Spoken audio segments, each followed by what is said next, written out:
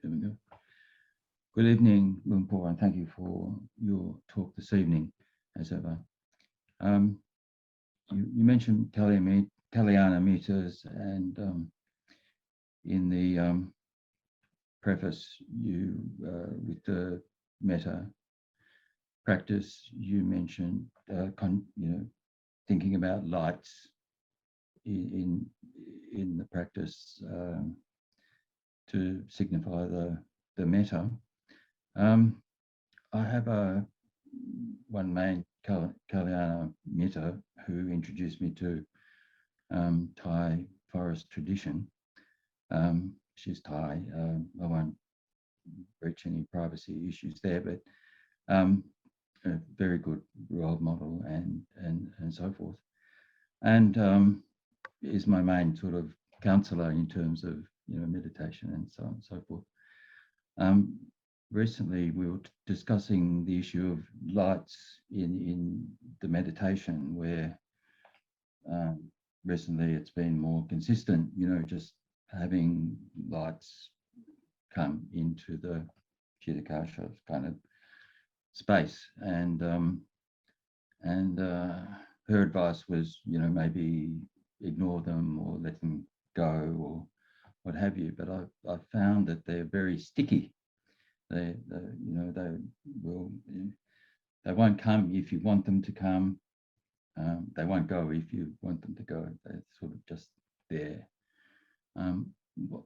What's your advice about lights in meditation? Well, it's a very common experience, but I think your friend probably understands well that they're very distracting, deluding, fascinating to the mind. So the best thing is to ignore them, but you don't have to push them away. If you have a particular light or number of lights or different colored lights arising when your mind becomes calm, just accept that. But your main aim in meditation is to maintain mindfulness at all times. And usually you're focusing on an object such as the breath, for example. And so your aim is not to turn your attention to start focusing on the light, but to keep your attention on the breath, however refined it gets. Or if you get to the point where your breath is so refined that you can't really sense the actual movement of the breath anymore, well, at that point that the breath disappears, keep your attention there.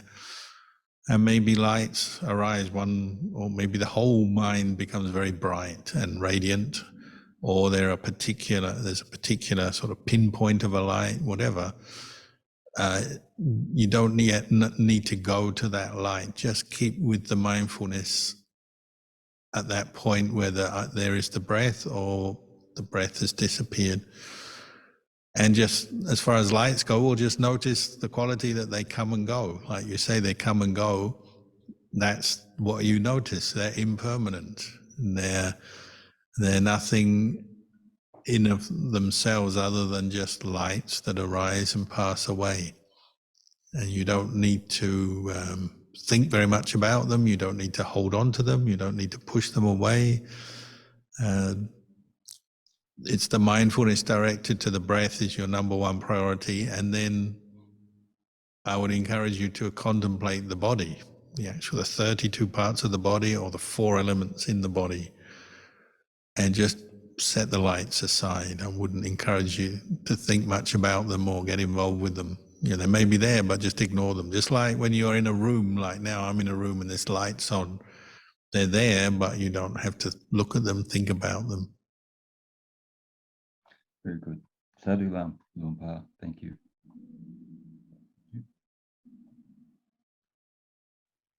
Thank you, Luang Por. If there is a second question here, Luang Por. This person has 2 questions. Please allow me to read one question at a time. Okay. The first question. Dear Ajahn, how do I deal with the feelings of being let down by respected teachers whose comments that I find insensitive? I feel angry and at the same time guilty and have a sense of cognitive dissonance as I expect them to be more compassionate. So this person's question is all about, a teachers whom he or she respects, and may have made some comments that he or she feels insensitive.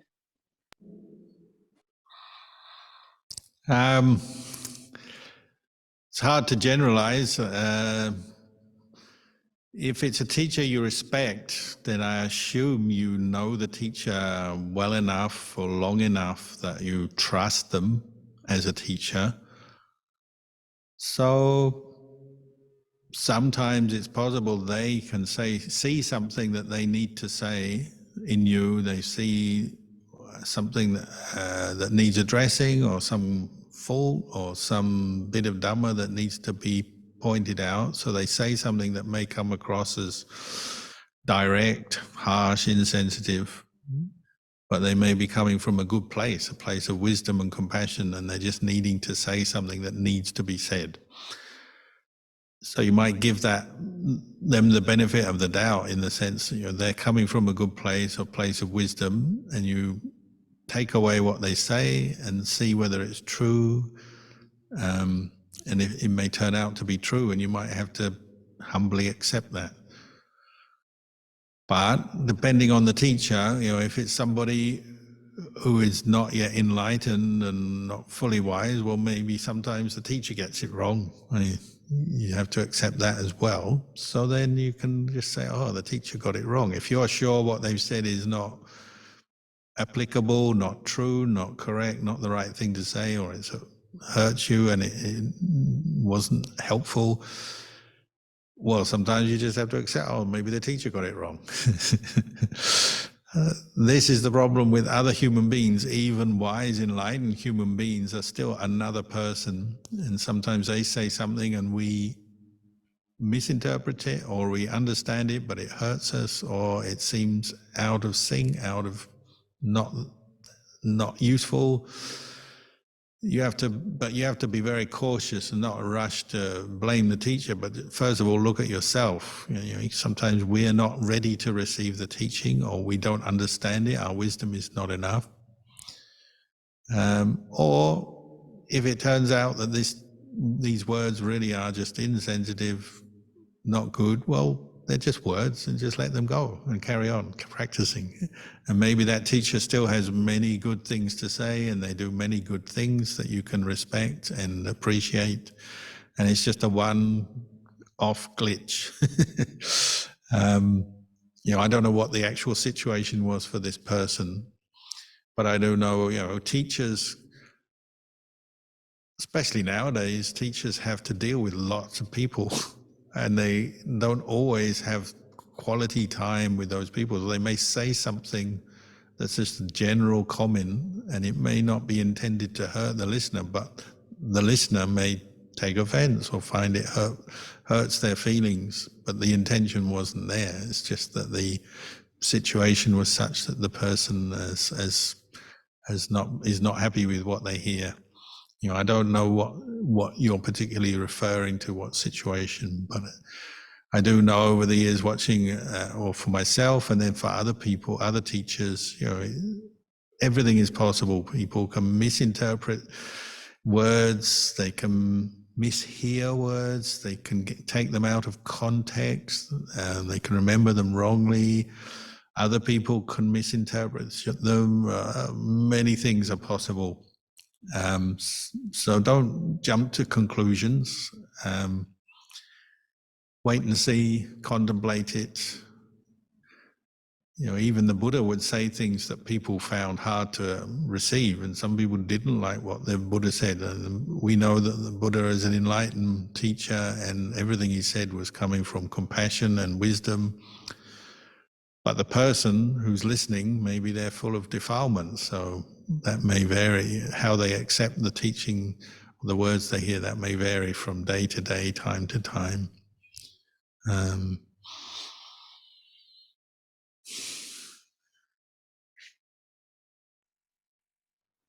Brother Longpo. This person has a follow-up question. Kai, I saw your name, your hand up. Could you give me a minute? Let me ask this question first, and I will come back to you, Kai. Okay.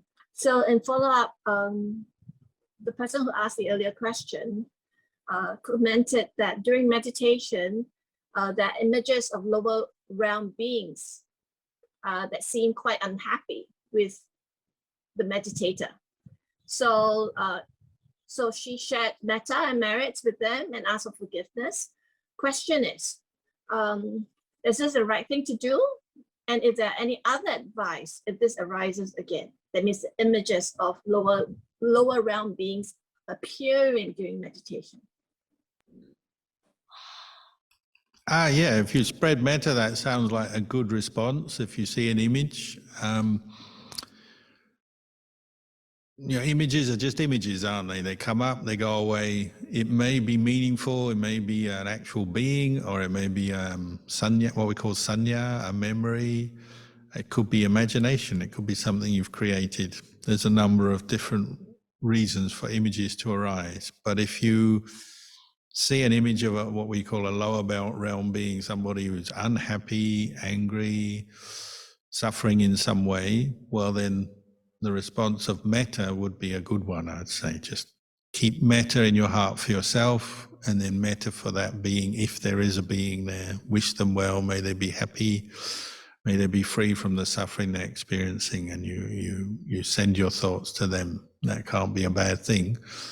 But also remember, it's impermanent. It's just an image. It arises, passes away. So don't give it too much importance. Don't get too lost in it. Keep your mindfulness, keep your awareness, keep your awareness of the impermanence of any experience you have in your meditation. It comes, it goes. So it's not to be clung to and given too much importance. So I'd like to now invite Kai. Kai, if you disappear. Kai, where are you, Kai? Kai from Germany? Yes, there you are. Thank you. Thank you, Longpo, for sharing the Dhamma. I'm reading the book Intuitional Awareness by Longpo Zumedo again. I've read it a few times before. And on the question of the intuitive awareness, rather, sorry, itself, am I correct in saying that, say, premonitions, an inspiration or an epiphany or a spontaneous idea, which I have no idea where they come from, are also a form of intuitional awareness? Thank you. Premonitions, was that what you said? Premonitions, yeah. Yeah. Yeah, they're quite common for meditators, either in the meditation when their mind becomes peaceful, in samadhi, usually what we call kanika samadhi or upajjhara samadhi, not in jhana, but in slightly lesser level of samadhi. You can have premonitions where you have a vision of an event that's about to happen, or somebody you're going to see tomorrow or in the coming days. Or it can also happen in dreams, but people who meditate, often the premonition will come up in a dream later when they're going to sleep at night or waking up in the morning. And, again, just be a little bit cautious with these things, because it could just be imagination or just confused mental state. That's possible as well. But if it seems something that is a premonition, and your mind seems clear, you're mindful at that time, you're going to remember it very clearly, well, it may be telling you something. So, for example, I know one or two meditators who they stay in monasteries, can be men, women, not always monks and nuns, it can be laymen, lay women, and they stay in a monastery and they meditate every day, and they get to the point where they're always having a premonition of who's going to come to the monastery the next day. So they know who's going to come, who's going to bring food to offer to the Sangha or something like that. And they get very accurate at it. I guess that's useful. Can be a useful way of knowing who's going to come to the monastery tomorrow, so they can prepare themselves. Other people have more occasional premonitions, like of some danger, something's going to happen, disaster. It could be an accident is going to happen, or somebody's going to get angry, or somebody's going to get sick. These happen quite often as well. Meditators have these premonitions. Can be a problem, because if somebody doesn't have they're not prepared for such a premonition, then they have this panic. What do I do? I've seen something that's going to happen, and if it's something that's not good, then they get a bit worried. What do I do? And especially if they've had a premonition before and it came true, and then they have another one and they can see something is happening or going to happen that's not good. And they say, what can I do? I can't stop it.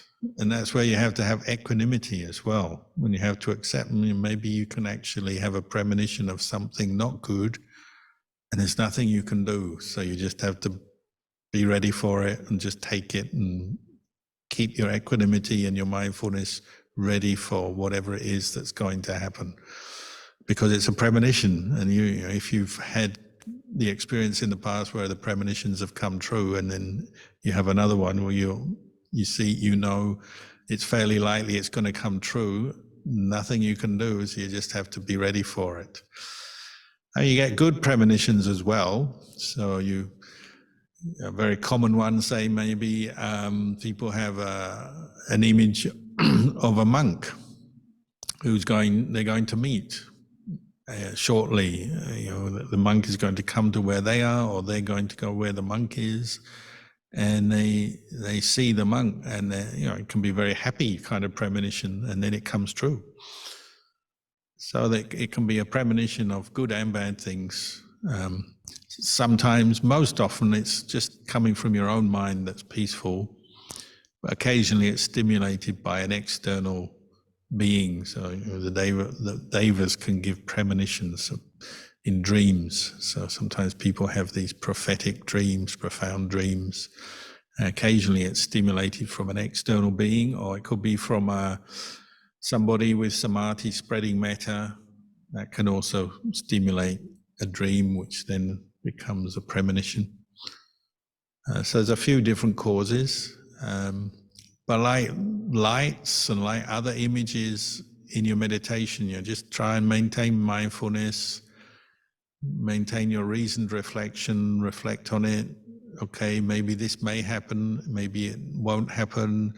Just keep an open mind and don't let it delude you. Don't get too excited by it. Don't get too depressed by it. Just look and learn, keep an open mind. It's what I would recommend. Thank you very much. Thank you, Lampol.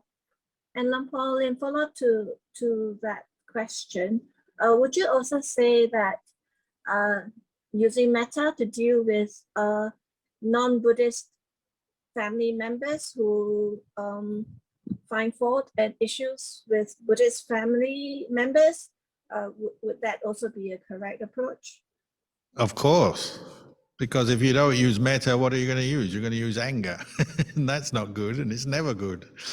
You're always wrong when you go to anger. So use metta, and we need it in the world. I mean, it's not just non-Buddhist family members. I mean, Buddhists can often be difficult to each other and hard to be with. So, and if you're in a monastery, I've spent all my life, 40 years in monasteries and communities, and often well-meaning Buddhists still get caught up in their own views and opinions, and then they have arguments and disagreements and problems and fallouts. It's possible. So not just non-Buddhists, Buddhists also. We need metta for everyone.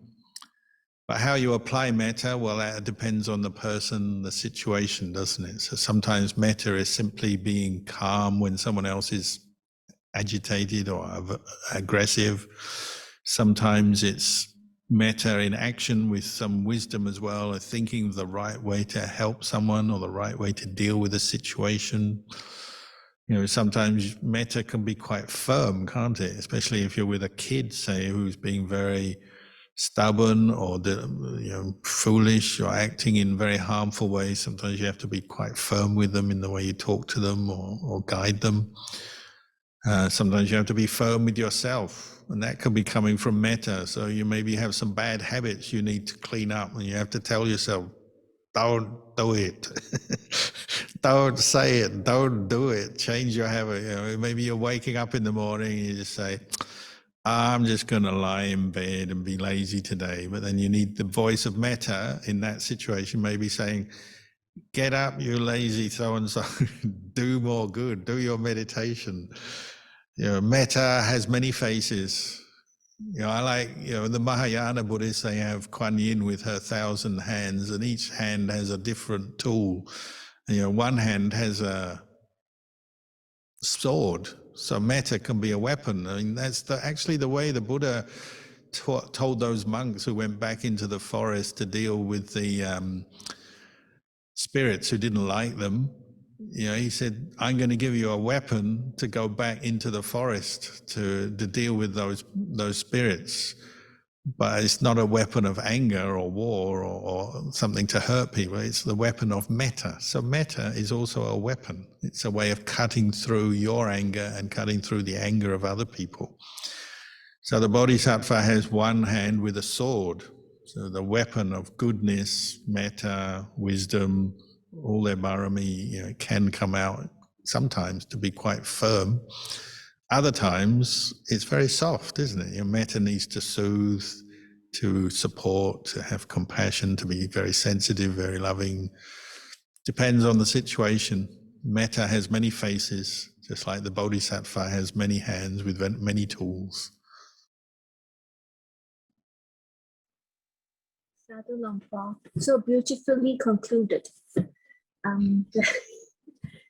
Lumpur, there are no more questions this evening. So thank you so much for your generous offering and your loving kindness and metta towards us as we grapple with life sufferings and issues and challenges. Very happy to talk to you.